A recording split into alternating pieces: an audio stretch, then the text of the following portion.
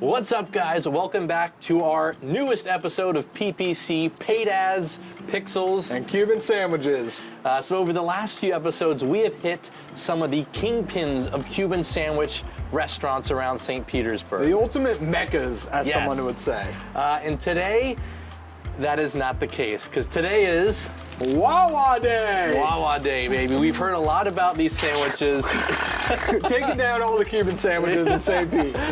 We've heard a lot of people talk about this Wawa Cuban sandwich, and today we want to see what it's all about. What the hype is. We've seen the comments, we've seen the reviews, so we're gonna dive in. Let's go for that first bite, Bobby. All right. Let's unwrap this baby and see what she's all about. I just want to say we got a little sneak peek, and you guys will be able to see that of them making these, and it was just made with love. I could see like they just had some oh. She actually came around the counter to help us order it too, which is how much they care here. Great customer service. Great customer service. I'm liking what I see. Yeah. I see a lot of pickle. So let's take a look at this thing. This is what I'm most impressed with, the side view here. That is a lot of meat that they've packed on to this tiny little hoagie roll, huh? Right. If I had to break it down, it would be the 80-20 rule. 80% meat, 20% bread. That's the right portion that I'm looking for. That's my kind of sandwich right there. Exactly. So let's open this up and see what's going on here. So as you can see, we got our pulled pork in the middle, the most important item of every Cuban sandwich. Looks like we got some ham down in there. I don't know if I see any salami in there. That's kind of an added bonus to a Cuban sandwich.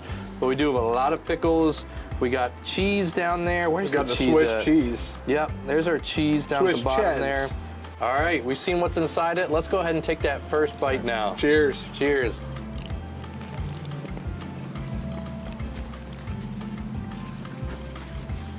Mmm. That is juicy. There is a lot of like moist. Yeah. Very good meat. Lots of meat. You know, overall good mix of flavor.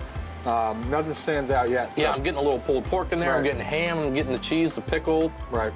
Not super crunchy. Not quite pressed like a typical Cuban, but so far for gas station food, I'm pretty impressed. On the go, this may beat some others that we've reviewed in the past. Today we're talking about how to set goals for your paid ads in 2022. New year, start of the year here, and we got goals to hit. You got things you want to achieve for your business, and we want to talk about 4 ways to set some great goals. Right. So the first way is going to be just keeping it simple. I think this is most important, and that's why we chose it as number 1, is just keeping your goals simple. So a lot of times people will list out, 10, 20, 30 goals for the whole year. Really focus on maybe your main 2 to 4 objectives that are going to actually move the needle for your business. When it comes to paid ads specifically, that could be number of leads, that could be ROAS, maybe video views. It all depends on what moves the needle in your business and where you're going to go from there. So for us, we like to just focus on number of leads, ROAS, and our goal, of course, is amount spent. And the reason why it's amount spent is because we want to be consistent with the amount we spend on our ads month after month. So exactly. Now, number 2 here I think is important is we can't just say, I want to get better ROAS, I want to get more leads. It's so important to actually set quantitative goals. I want to average 1,000 emails collected per week, or maybe I just want to have a general ROAS of 2. For every $1 I put in, I get $2 out. And that way, the importance of it, and the importance, really this is a bigger picture thing, is if you can set specific quantitative goals, that allows you to work backwards and figure out what it's going to take, and specifically with ads, how much it's going to cost you to achieve those goals.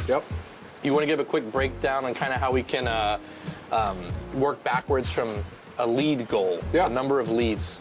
So say we need 1,000 leads per month, say that's your goal.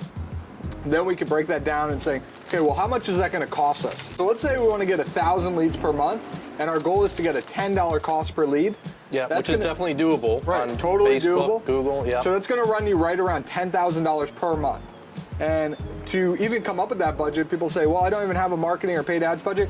Typically, they're looking at about spending 5 to 15% of their actual revenue coming in the door on marketing. Yep. So it's really important to set that. And also when presenting that to maybe higher ups, you can actually show them the math broken down and say, hey, if you want to generate 1,000 leads per month at $10 cost per lead, this is how much it's going to cost. Right. And they can make judgment calls. So a lot of times it's easy to just throw out a goal. I want to get more leads this year. Yeah. But what does it really come down to? Especially for leads, you're just going to have to spend more to get those leads. Of course, there's optimizations you can do, but most of the time it comes down to budget. Yeah. So if you can set those quantitative goals, it allows either you as the business owner, again, you can take that math to your boss or the owner and show them that if you want this to happen, it's going to take X, Y, and Z to get there. All right, so breaking into point 3, Bobby was talking about getting very specific with your goals, right? Yep. Instead of just saying, I want more leads, how many leads? All right, and then the next piece is when you're building out your plan for paid advertising, you need to make sure all of your campaigns check the boxes to get to said goals. So when we look at this, you gotta lay out that roadmap to actually get there. Exactly. And so those campaigns, you want to make sure you have brand awareness, lead generation, and retargeting. Right? So without those 3 core components, and you could have more on top of that, but without those 3 major buckets, you're not going to be able to get to those specific goals. So we always want to make sure those are built in there. And that's a short and sweet one, but we always like to make sure that reminder. Now on to point 4, Bobby. So the last step for goal setting in 2022 is you have to put everything together in an action plan. You've defined your goals, you put together quantitative metrics, and now you have to figure out how you're actually going to hit those. And again, it could be maybe you're running ads and you have to devote time to sit down and set up your lead gen ads, your landing pages. You got to get your retargeting ones up, your brand awareness ones. You got to hit every stage of the funnel.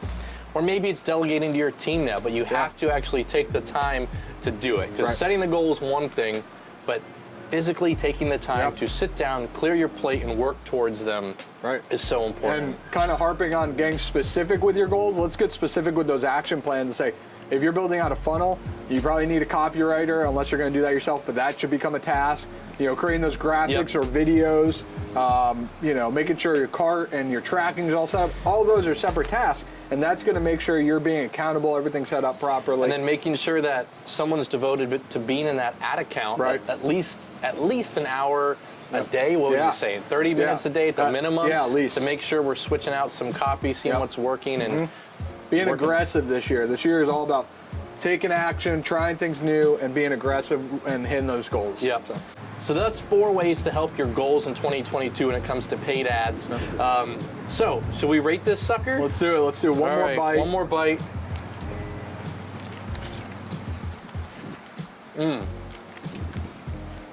I'm impressed here, overall.